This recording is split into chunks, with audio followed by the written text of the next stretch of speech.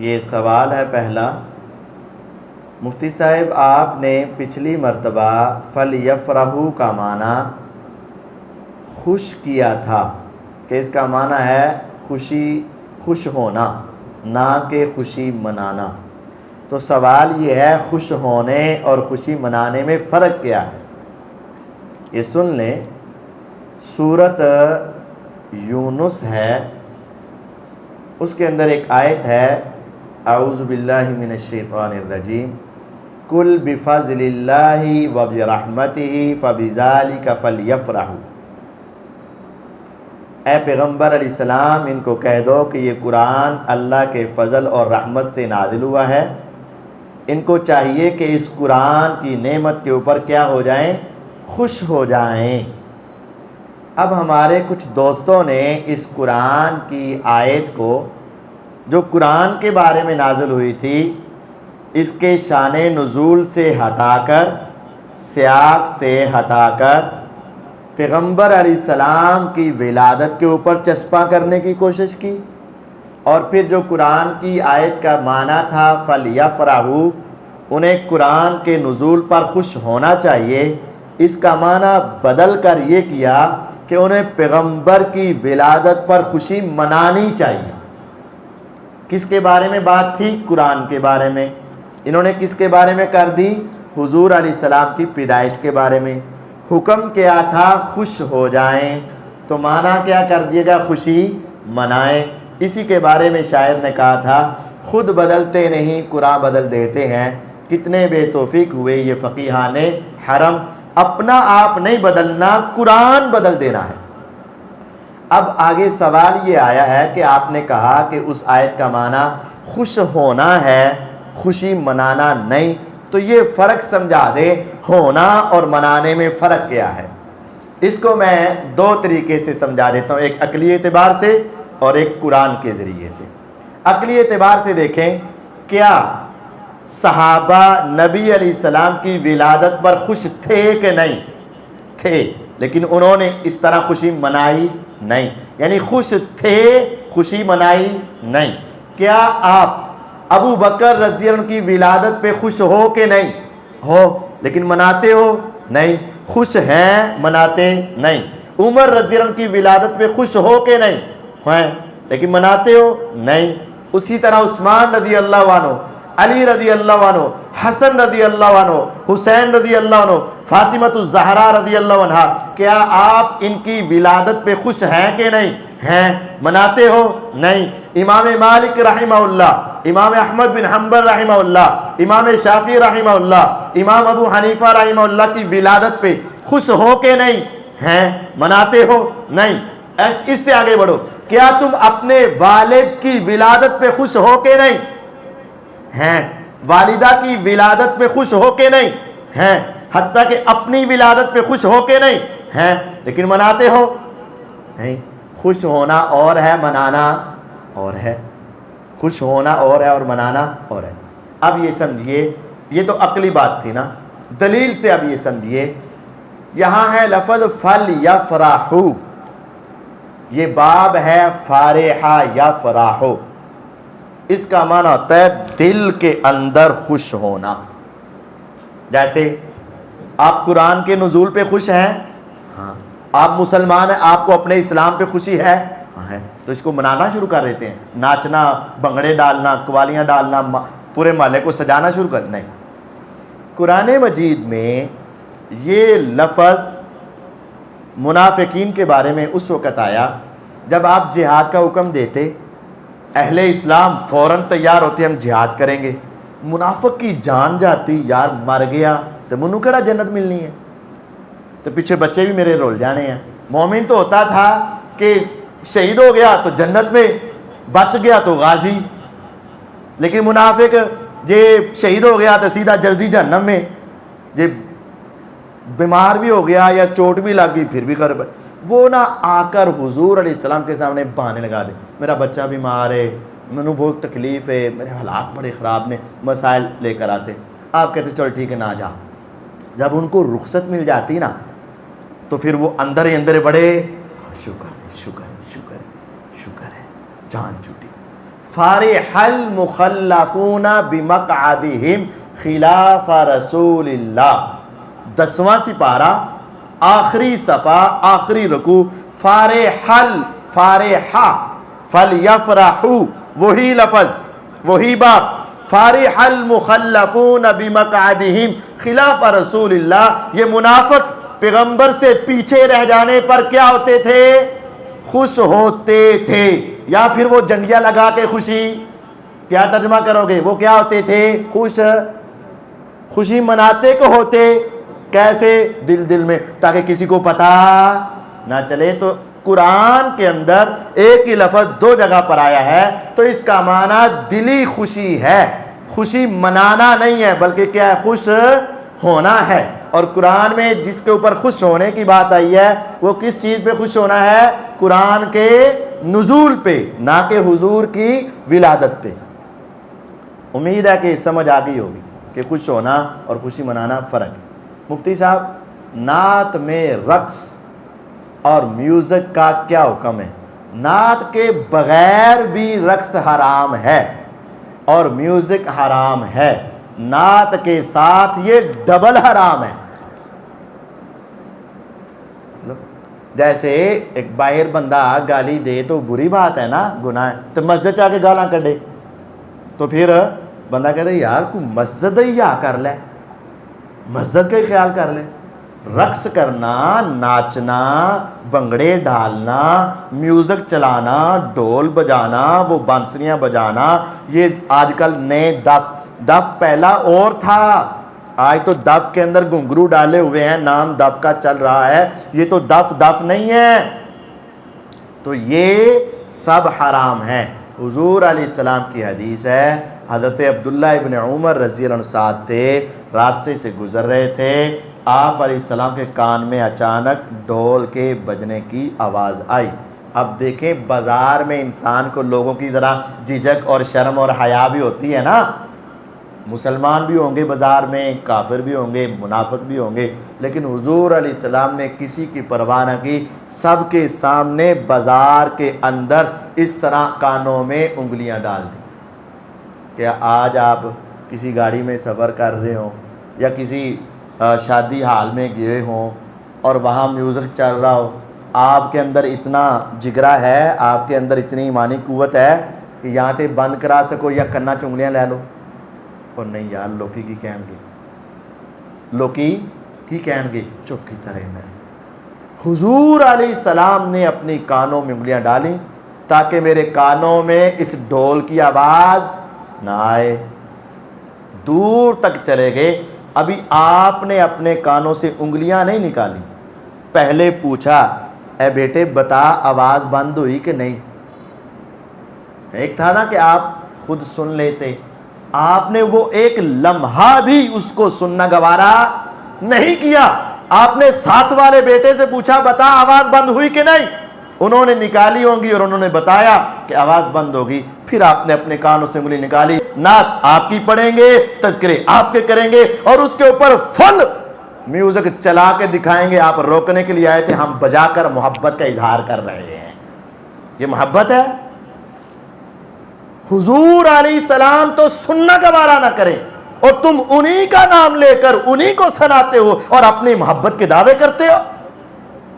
کیا حضور علیہ السلام کو اگر پتہ چل جائے کہ میں تو کانوں میں انگلیاں لیتا تھا اور یہ میرے نام کے اوپر لا کر ڈھول بجاتے تھے اور دف بجاتے تھے جس کے اندر یہ سارے ہوتی ہیں، میوزک ہوتا ہے اور اس کے اندر سارے گھنگرو ڈالے ہوتے ہیں اور میرے نام کے اوپر وہ پورا صحیح میوزک بھی بجایا کرتے تھے، کیا حضور علیہ السلام اس کو پسند کریں گے؟ نہیں، یہ بہت بڑا گناہ ہے جو حضور علیہ السلام کے نام کے ساتھ لگایا جا رہا ہے۔ اگر ہر سال جشن عید میلاد النبی منانا غلط ہے تو آپ ہر سال اپنے مدارس میں ختم بخاری کانفرنس کرواتے ہیں، کیا یہ غلط نہیں ہے؟ پہلی بات تو یہ سمجھ لی جائے کہ ختم بخاری یا جلسہ جو سالانہ ہوتا ہے اس میں اور اس جشن میلاد میں فرق کیا ہے؟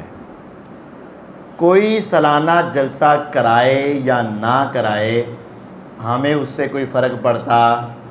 ایوی کہہ دن کوئی مناوے پاویں نہ مناوے ہمیں فرق پڑتا؟ یہ تو کہتے ہیں جو منائے گا وہ عاشق رسول اور محب رسول ثابت ہوگا، جو نہیں منائے گا وہ کیا ثابت ہو جائے گا؟ دشمن ثابت ہو جائے گا۔ یہ وہ شعر آپ نے پڑھا ہی ہوگا، نثار تیری چہل پہ ہزاروں عید ہے ماہ ربیع الاول، سوائے ابلیس کے اس جہان میں سبھی تو خوشیاں منا رہے ہیں، ہے نا؟ یعنی نہ منانے والے کو کیا سمجھا جاتا ہے؟ ابلیس سمجھا جاتا ہے۔ تو ہم تو کہتے ہیں کوئی جلسہ کرائے کوئی نہ کرائے سب کوئی فرق نہیں پڑتا، ایک فرق یہ کہتے ہیں فرق پڑتا ہے۔ دوسری بات یہ ہے واعظ و نصیحت کرنا، یہ تو حضور علیہ السلام سے ثابت ہے، لوگوں کو اکٹھا کر کے وعظ و نصیحت کرنا یہ کیا ہے؟ ثابت ہے۔ تو کیا حضور علیہ السلام کا لوگوں کو اکٹھا کر کے ربیع الاول کے مہینے میں یہ بھی ثابت ہے؟ ہاں وہ اگر ثابت ہو جائے تو پھر تو ہم مان لیں گے، لیکن درس دینا، وعظ و نصیحت کرنا، ان کو سمجھانا، دین کی دعوت دینا، یہ حضور علیہ السلام سے کیا ہے؟ ثابت ہے۔ لیکن یہ آپ کی اپنی ولادت والے دن یا اپنی وفات والے دن ان کا یا صحابہ کا اکٹھا کر کے یہ کام کرنا یہ ثابت نہیں ہے۔ اس وجہ سے یہ دونوں باتوں میں فرق ہے۔ آپ کہتے ہیں میلاد ثابت نہیں، میں نہیں کہتا، یہ بات سمجھ لیں، میں نہیں کہتا۔ میلاد کا معنی کیا ہوتا ہے؟ ولادت۔ تو حضور علیہ السلام کی ولادت ثابت ہے کہ نہیں؟ میں یہ کہتا ہوں جشن عید میلاد النبی صلی اللہ علیہ وسلم ثابت نہیں، یعنی آپ کی ولادت کا جشن ثابت ہے۔ آپ کی ولادت کا انکار تو کفر ہے۔ کون ہے مسلمان جو کہ حضور پیدا نہیں ہوئے؟ وہ کہندا ہے میلاد النبی کا معنی کیا ہے؟ حضور کی ولادت۔ کوئی مسلمان حضور کی ولادت کا منکر ہے؟ نہیں ہے۔ میلاد النبی، نبی علیہ السلام کی کیا؟ ولادت۔ جشن عید میلاد النبی، نبی علیہ السلام کی ولادت کی خوشی میں جشن، یہ ترجمہ ہے، جشن جشن، عید خوشی، میلاد النبی نبی علیہ السلام کی ولادت، نبی علیہ السلام کی ولادت کی خوشی میں جشن۔ ہم کہتے ہیں وہ ولادت کی خوشی میں جو جشن ہے یہ ثابت نہیں ہے۔ حضور کی پیدائش کا انکار تو کوئی کر سکتا ہے؟ نہیں کر سکتا، ہم تو کہتے ہیں۔ لیکن امام ترمذی رحمہ اللہ نے باقاعدہ باب قائم کیا ہے، باب میلاد النبی صلی اللہ علیہ وسلم۔ واہ کیا بات ہے! امام ترمذی نے کیا باب قائم کیا ہے؟ باب میلاد۔ امام ترمذی نے میرے بھائیوں ان لوگوں کا رد کیا ہے جو کہتے ہیں حضور نور ہے، جو کہتے ہیں حضور کیا ہے؟ نور ہے، اللہ کا کیا ہے؟ ٹکڑا ہے۔ فرمایا نہیں، حضور پیدا ہوئے ہیں، اور جب پیدا ہوئے مانو گے تو اللہ کا ٹکڑا نہیں مانو گے۔ جب حضور علیہ السلام کی پیدائش مانو گے تو پھر آپ کی والدہ بھی ہوں گی، اگر والدہ ہیں تو والد بھی ہوں گے، والد ہیں تو دادا اور پردادا بھی ہوں گے، ماں ہے تو نانی اور نانا بھی ہوں گے۔ تو جب آپ کی ولادت ثابت کی ہے تو امام صاحب تو آپ کے دوسرے عقیدے کو درست کرنا چاہتے ہیں کہ حضور علیہ السلام کو نور نہیں کہنا بلکہ آپ کو بشر کہنا ہے، آپ پیدا ہوئے ہیں۔ وہ امام صاحب تو آپ کا دوسرا عقیدہ درست کروانا چاہ رہے تھے، آپ اپنا یہ بھی خراب کرنا شروع ہو گئے ہیں۔ یہ بات تو سمجھے نا۔ باب میلاد النبی صلی اللہ علیہ وسلم، باب ہے کہ نبی علیہ السلام پیدا ہوئے ہیں۔ پیدا ہوئے کیا مطلب؟ آپ اللہ کا ٹکڑا نہیں، کیونکہ اللہ پیدا، آپ نور نہیں کیونکہ اللہ کا جو نور ہے وہ پیدا، حضور علیہ السلام پیدا ہوئے، اس کا مطلب آپ انسان ہیں۔ تو وہاں جشن عید میلاد باب نہیں ہے بلکہ صرف کیا باب ہے؟ آپ کی پیدائش کا باب ہے۔ تو پیدائش کو ماننا تو ایمان ہے، جو حضور علیہ السلام کی پیدائش کا ہی قائل نہیں اس انسان کا ایمان درست نہیں ہے۔ جشن عید میلاد النبی صلی اللہ علیہ وسلم منانا بدعت ہے۔ تو ہر سال جو جشن سعودی عرب منایا جاتا ہے تو وہ بدعت کیوں نہیں؟ جشن سعودی عرب والے غلط کریں گے تو غلط ہے، تو پاکستان والے کریں گے تو غلط ہے۔ کوئی بھی کرے گا تو غلط ہے، لیکن تھوڑا سا فرق سمجھ لیجئے، تم اس کو عبادت سمجھ کر کرتے ہو اور وہ اس کو اپنا ملکی تہوار سمجھ کر کرتے ہیں، دونوں میں فرق ہے۔ تسی 14 اگست مناندے ہو کہ نہیں؟ عبادت سمجھ کے مناندے ہو؟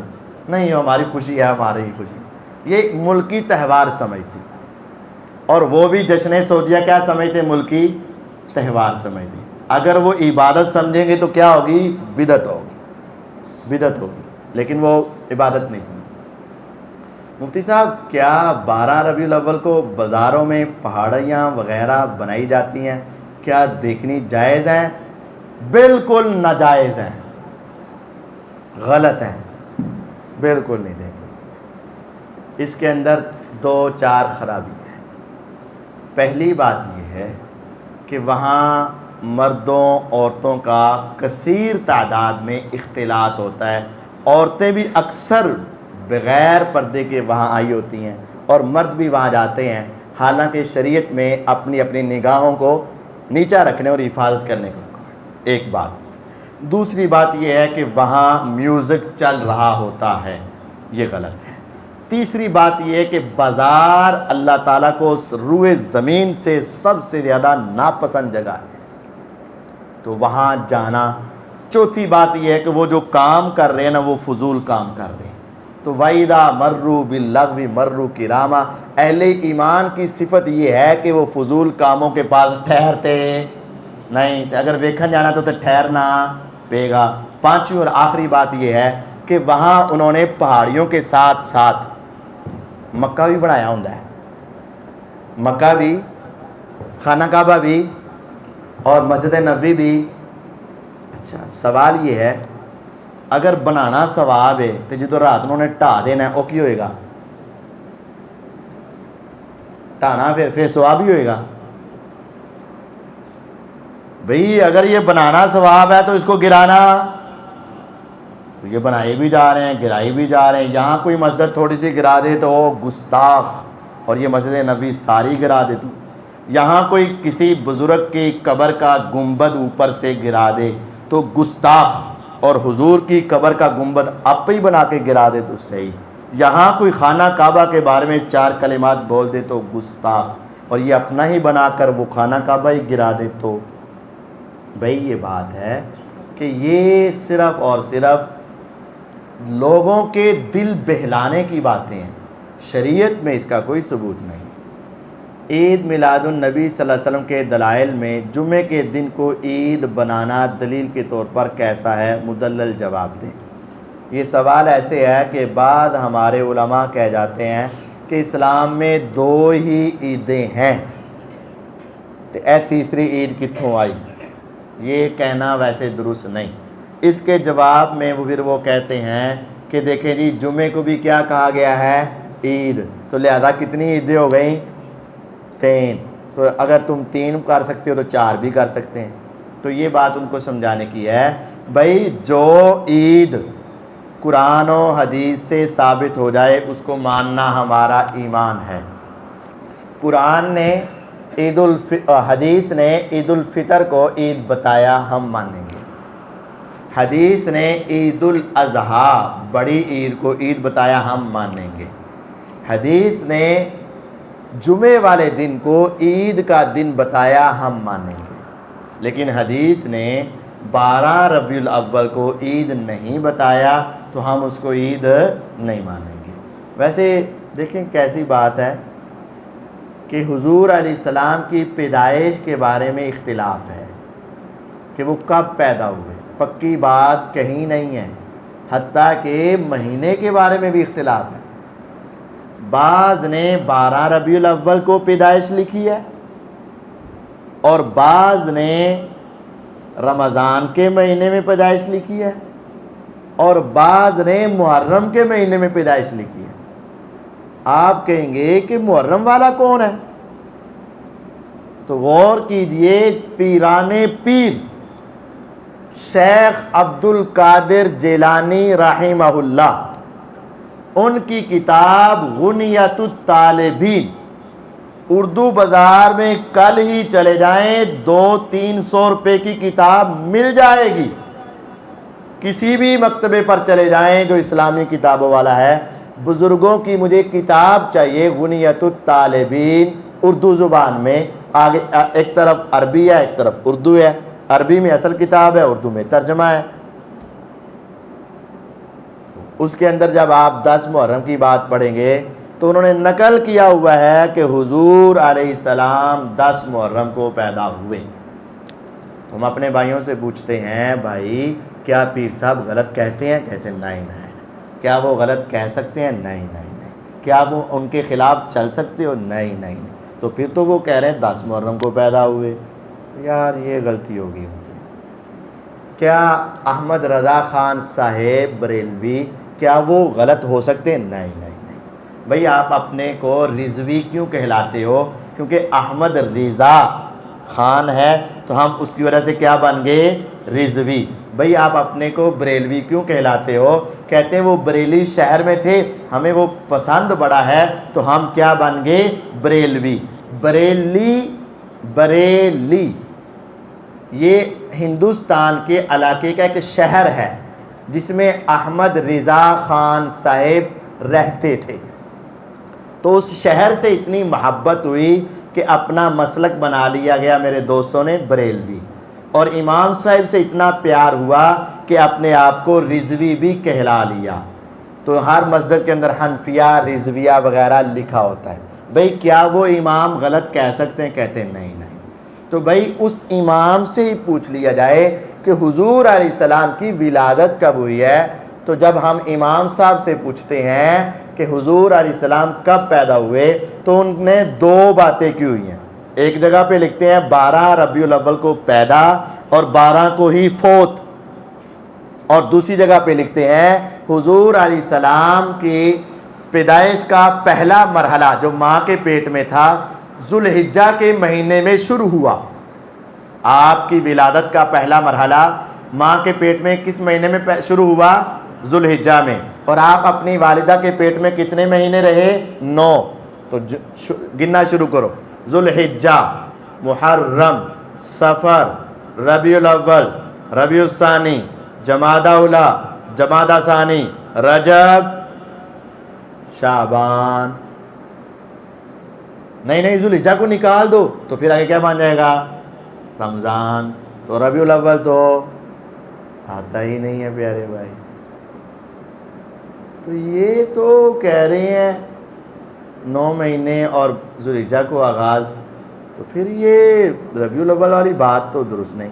بہرحال قائلین عید میلاد النبی صلی اللہ علیہ وسلم دلیل دیتے ہیں کہ اگر یہ بدعت ہے تو پھر تمہارا سیرت النبی کانفرنس کروانا، اشتہار لگانا بھی بدعت ہے۔ یہ جواب آپ نے دے دیا ہے کہ یہ بدعت، ہم اس کو سمجھتے نہیں کہ جو نہیں کروائے گا اس کا دین خراب ہو جائے گا، اور یہ تبلیغ کرنا جائز ہے لیکن دن منانا جائز نہیں۔ خوش ہونے کے اظہار کا کوئی بھی طریقہ جو مخالف شریعت نہ ہو وہ المطلق یجری علی اطلاقی کے تحت درست ہوگا۔ تو ہم جو خوش ہونے کا اظہار کرتے ہیں آپ اسے غلط کیوں کہتے ہیں؟ خوش ہونے کے اظہار کا کوئی بھی طریقہ جو شریعت کے مخالف نہ ہو وہ درست ہوگا۔ دیکھنا ذرا، وہی خوش ہونا ہے نا، خوش ہو جاؤ، کہنا خوشی کا کوئی بھی طریقہ درست ہے۔ پہلی بات یہ ہے کہ خوش ہونا کس پر ہے؟ حضور علیہ السلام کی ولادت پر، یا آپ کی نبوت پر، یا قرآن پر؟ قرآن نے قرآن کے نزول پہ خوش ہونے کی بات کی ہے، نہ کہ حضور کی ولادت کی بات۔ دوسری بات یہ ہے کہ ایسا طریقہ جو شریعت کے مخالف نہ ہو۔ تو یہ جو سجاوٹ ہے، بناوٹ ہے، یہ تو شریعت کے کیا ہے؟ مخالف ہے نا۔ شریعت نے تو سجاوٹ بناوٹ کو پسند نہیں کیا ہے۔ ابو داؤد کی روایت ہے، بخاری میں مختصر موجود ہے، حضور علیہ السلام اپنی بیٹی لخت جگر کا ٹکڑا سیدہ فاطمہ الزہرا رضی اللہ عنہا سے بے پناہ محبت کرتے تھے۔ آپ ان کے ساتھ بڑی عقیدت رکھتے تھے۔ آپ ان کے دروازے پر گئے، گھر میں دیکھا ایک کپڑا فضول لٹکا ہوا ہے اور بڑا زیب و زینت والا ہے۔ آپ دروازے پہ کھڑے ہوئے، ناراض ہوئے اور واپس آ گئے۔ اماں فاطمہ پریشان ہوئیں، علی رضی اللہ عنہ آئے، بتایا، کہا علی جلدی سے جاؤ اور جا کے پتہ کرو حضور کیوں واپس چلے گئے۔ علی رضی اللہ عنہ گئے، حضور آپ نے منہ موڑا تو صرف آپ ہی نہیں مڑے بلکہ رب کی رحمتوں نے بھی منہ موڑ لیا، آپ چلے گئے تو سب کچھ چلا گیا، آپ مل گئے تو سب کچھ مل گیا، حضور آج کیا ہوا کہ آپ اپنی بیٹی کے دروازے سے واپس؟ فرمایا علی سن لے، مالی ولی دنیا، میرا دنیا سے کیا تعلق، مجھے دنیا سے کیا سروکار، میں نے دنیا سے کیا لینا دینا، حضور بتائیے کیا ہوا؟ فرمایا بیٹی اگرچہ میری ہو، مدینہ طیبہ ہو، میری لخت جگر ہو، اس کے گھر میں ایک کپڑا، ایک پردہ بناوٹ اور سجاوٹ کے طور پہ فضول لٹکا ہو، میں محمد اپنی بیٹی کے گھر میں بھی داخل نہیں ہوں گا صلی اللہ علیہ وسلم۔ حضور حکم کیا ہے؟ فرمایا پہلے اتارو تب آؤں گا۔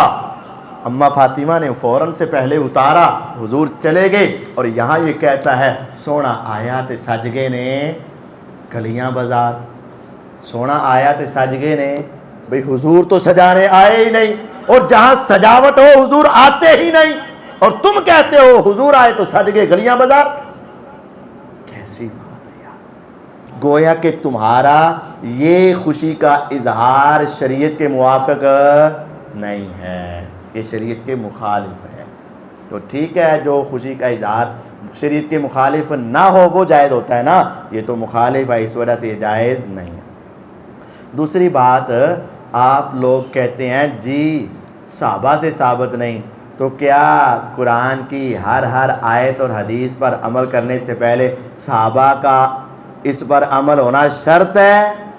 اگر یہی پیمانہ ہے تو پھر محدثین نے اصول کیا بنائے، اصول کیوں بنائے، اور پھر اس پر عمل کو تو اسلاف کی تائید بھی ملتی ہے۔ اچھا کیا ہر آیت ہوتے حدیث ہوتے صحابہ کا عمل شرط ہے؟ اور شرط، ہاں شرط ہے، شرط ہے، شرط ہے، پکی بات ہے، شرط ہے۔ کہاں دلیل ہے؟ فَإِنْ آمَنُوا بِمِثْلِ مَا آمَنْتُمْ فَقَدِ اهْتَدَوْا۔ آپ نے فرمایا میری امت کے 73 فرقے، یہودیوں کے 71، عیسائیوں کے 72، اور میری امت کے کلہم فی النار الا واحدہ۔ اے میرے صحابہ پہلے 71 ہوئے پھر 72 ہوئے، میری امت کے 73 سارے جہنم میں، کلہم فی النار سب جہنم میں الا واحدہ صرف ایک۔ صحابہ تڑپ گئے، آقا جلدی سے بتائیں وہ ایک کون ہے؟ ہم نے تو اپنے والدین کو چھوڑا تو اسلام کی خاطر، جنت کی خاطر، اولادوں کو چھوڑا تو جنت کی خاطر، کاروبار کو چھوڑا تو جنت کی خاطر، تجارت کو چھوڑا تو جنت کی خاطر، محلوں کو چھوڑا تو جنت کی خاطر، ذرا جلدی سے بتائیں وہ ایک کون ہے تاکہ ہم اس کے اوپر آ جائیں، ہماری آخرت سنور جائے۔ فرمایا خوش ہو جاؤ، ما انا علیہ و صحابی، صحابہ وہ تم ہی تو ہو جس عقیدے پہ میں اور تم ہوں گے وہ جنتی والا گروہ ہوگا، اور جو میرے اور تمہارے طریقے پہ نہیں ہوگا وہ جنت میں نہیں ہوگا۔ تو صحابہ شرط ہے، کون سا گروہ حق پر؟ جس پر حضور اور آپ کے صحابہ، حضور علیہ السلام اور آپ کے صحابہ۔ تو کیا یہ ملایا؟ اگر کوئی جلدی سے لا سکتا ہے تو جا الحق اوپر سے لے کر آئے، میں دکھا دیتا ہوں اس کتاب جا الحق۔ تو بھئی صحابہ کا عمل ہمارے لیے ہونا ضروری ہے۔ ما انا علیہ و اصحابی، جنتی گروہ وہ ہے جس پر میں اور میرے صحابہ ہوں گے۔ تو نبی علیہ السلام کے صحابہ کو دیکھنا بھی ضروری ہے۔ 235 صفحہ، یہ ہے جا الحق، حکیم الامت المفتی احمد یار خان صاحب قادری بدایونی رحمۃ اللہ علیہ، نعیمی کتب خانہ۔ وہ کہتے ہیں امام سخاوی رحمہ اللہ نے فرمایا میلاد شریف 3 زمانوں میں کسی نے نہ کیا۔ میلاد شریف 3 زمانوں میں کسی نے، نبی علیہ السلام کا زمانہ، صحابہ کا زمانہ، تابعین کا زمانہ، تینوں نے کسی نے نہیں کیا۔ تو حدیث میں کیا آتا ہے؟ خیر الناس کرنی ثم الذین یلونہم ثم الذین یلونہم۔ آپ نے فرمایا لوگوں قیامت تک سب سے بہترین وقت زمانہ میں پیغمبر کا ہے علیہ السلام، میرے بعد صحابہ کا ہے، میرے بعد تابعین کا، فرسٹ سیکنڈ تھرڈ، بس نبی علیہ السلام کا زمانہ، صحابہ کا زمانہ اور تابعین کا زمانہ. سب سے پہلے میرا سب سے بہتر، اور پھر صحابہ کا، اور پھر تابعین کا. تو یہ کہہ رہے تینوں زمانوں میں نہیں تھا. بعد میں ایجاد ہوا، بعد میں ایجاد ہوا. شریعت ایجاد ہوتی ہے کہ نازل ہوتی ہے؟ دین نازل ہوتا ہے، قرآن نازل ہوتا ہے، شریعت نازل ہوتی ہے، اور بدعت ایجاد ہوتی ہے. کل محدثۃ بدعہ، ہر ایجاد شدہ چیز بدعت ہے جو دین میں ایجاد کی. وکل بدعۃ ضلالہ وکل ضلالۃ فی النار. جس بادشاہ نے، آگے لکھا ہوا ہے تھوڑا سا آگے جا کے، جس بادشاہ نے پہلے اس کو ایجاد کیا. ایجاد کرنے والا کون تھا؟ بادشاہ. نبی علیہ السلام نہیں، قرآن نہیں، حدیث نہیں، صحابہ نہیں، تابعین نہیں، تبع تابعین نہیں، ائمہ نہیں، محدثین نہیں، کوئی بھی نہیں. جس بادشاہ نے پہلے اس کو ایجاد مطلب پہلی باری کام کرنا، اس سے پہلے نہ، اس کو ایجاد کہتے ہیں. جس بادشاہ نے ایجاد کیا وہ شاہ اربل ہے. اربل یہ عراق کا ایک شہر ہے، تو وہاں کا جو بادشاہ تھا نا اس نے. اور ابن دہیہ نے اس کے لیے میلاد شریف کی ایک کتاب لکھی جس پر بادشاہ نے اس کو 1000 اشرفیاں نظر کی. سب تو پہلا میلاد دے ثبوت وچ کتاب کنے لکھی؟ ابن دہیہ نے. بادشاہ نے راضی ہو کے 1000 اشرفیاں انہوں دیتیاں. او تو کام شروع ہویا، پھر اگے کام چلدا آ گیا. تو یہ آگے ابو لہب والی بات لکھی ہے، ٹائم تو اوپر ہو گیا ہے، لیکن یہ جب میرے بھائیوں کو کوئی دلیل نہیں ملتی نا، اور یہ لکھ دیا گیا ہے کہ 400 سال بعد ایجاد ہوا، تو بات ختم ہو گئی. پھر وہ کہتے ہیں نہیں دلیل ہے ہمارے پاس. پیارے بھائی کیا دلیل ہے؟ وہ ابو لہب تھا نا، ہاں وہ جو جہنم میں گیا، وہی. وہ ابو لہب کو کسی نے خواب میں دیکھا، تو ابو لہب سے پوچھا تیرا کیا حال ہے؟ تو بڑی بری سی حالت تھی اس کی. تو ابو لہب نے کہا حال تے کوئی نہیں، لیکن جس انگلی نال میں سویبہ لونڈی نو آزاد کیتا سی، اس انگلی سے مجھے دودھ یا پانی مل رہا ہے.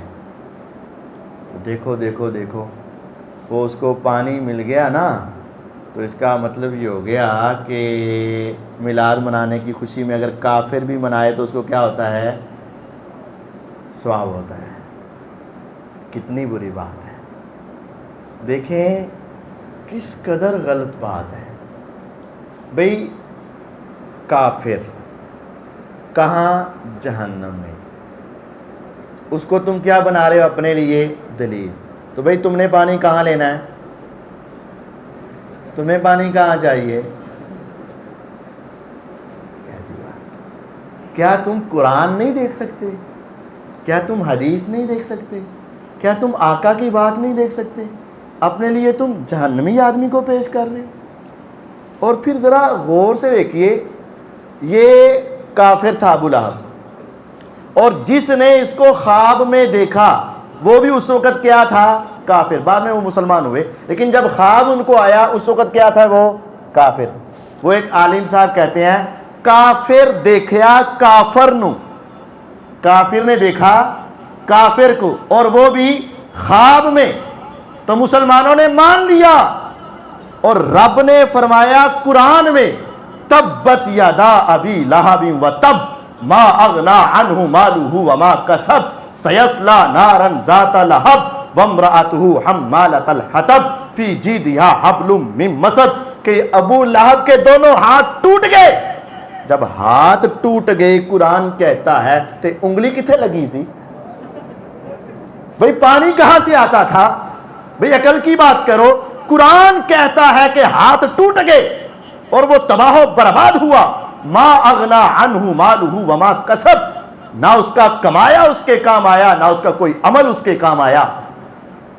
قرآن کہتے ہیں کچھ بھی کام نہیں آیا، اور تم کہتے ہو اس کو پانی مل رہا ہے. اور قرآن کہتا ہے وَنَادَى أَصْحَابُ النَّارِ أَصْحَابَ الْجَنَّةِ أَنْ أَفِيضُوا عَلَيْنَا مِنَ الْمَاءِ أَوْ مِمَّا رَزَقَكُمُ اللَّهُ قَالُوا إِنَّ اللَّهَ حَرَّمَهُمَا عَلَى الْكَافِرِينَ. جہنمی جنتیوں سے کہیں گے یار پانی کا ایک قطرہ دے دے، یا نوالا ایک کھانے کا دے دے، مجھے جہنم میں کھانے کو کچھ نہیں مل رہا جو میں خوشی سے کھا لوں، یا پانی کا ایک گھونٹ یا قطرہ نہیں مل رہا، مجھے ذرا دے دے۔ آواز آئے گی ان اللہ حرمہما علی الکافرین، اللہ نے کافروں پر ایک پانی کا قطرہ بھی حرام کیا ہے اور کھانے کا ایک نوالہ بھی حرام کیا ہے۔ جہنمی پر قرآن کہتا ہے کھانا پینا کیا ہے؟ حرام، اور تو کہہ رہا ہے کہ اس کو پانی مل رہا ہے۔ اب کس کی بات مانوں؟ قرآن کی بات مانوں کہ یا تیری بات مانوں؟ کیسی بات ہے یار، کیسی بات ہے، عجیب بات ہے۔ اور دیکھو دلیل کس کو بنایا ہے؟ کافر کو، اپنے لیے۔ کہاں تک انسان گر جاتا ہے کہ دین کو ثابت کرنے کے لیے ابو لہب کا سہارا لیا جائے۔ اور ایک نکتے کی بات بتاؤں، ابو لہب نے سویبہ کو آزاد کیا، اچھا مان لیا آزاد کیا، کب آزاد کیا؟ کب آزاد کیا؟ اس میں تو اس نے ہے ہی نہیں، اس نے کہا ہی نہیں کہ پیغمبر کی ولادت پر آزاد کی، یہ تو ہے ہی نہیں۔ یہ تو اس میں بس اس نے یہ کہا تھا خواب میں کہ میں نے سویبہ کو آزاد کیا، خواب تو ویسے ہی جھوٹا تھا، لیکن اس کو بھی ذرا غور کرو، اس نے کیا کہا تھا؟ میں نے آزاد کیا۔ کیوں آزاد کیا؟ وہ تو ہے ہی نہیں۔ کب آزاد کیا؟ وہ تو ہے ہی نہیں۔ اور اگر کیا بھی ہوتا تو اس نے کیا سمجھ کر کیا ہونا تھا؟ محمد بن عبداللہ یا محمد الرسول اللہ صلی اللہ علیہ وسلم، کیا سمجھ کے؟ اس نے رسول تو مانا نہیں، اس نے تو بھتیجا سمجھ کے آزاد کیا ہوگا نا۔ اور تم کس وجہ سے خوشی مناتے ہو؟ رسول سمجھ کر۔ جو رسول کو ماننے والے ابو بکر تھے، عمر تھے، عثمان تھے، علی تھے، طلحہ تھے، زبیر تھے، عبد الرحمن بن عوف تھے، سعد بن ابی وقاص تھے، حضرت سعد تھے، سعید تھے، حضرت حسن تھے، حسین تھے، اما فاطمۃ الزہرا تھی، ان کسی نے ایسا کیا نہیں۔ تو تمہارے لیے بہترین نمونہ ابو لہب ہونا چاہیے یا یہ ہستیاں ہونی چاہیے؟ یہ بھی لکھا ہوا ہے کہ ابو لہب نے منایا تھا۔ خدا را اس بدعت سے بعد آ جائیں اور اپنے عقیدے کی اصلاح کر لیں۔ کتاب و سنت میں یہ دن خاص طور پر منایا نہیں گیا ہے۔ محبت پیار سے ہم آپ کو دوبارہ دعوت دیتے ہیں، قرآن پڑھیں، حدیث پڑھیں اور اپنے ایمان کی اصلاح کریں۔ خام خواہ لوگوں کے پیچھے چل کے اپنے ایمان کو ضائع نہ کیجیے گا۔ وآخر دعوانا ان الحمد للہ۔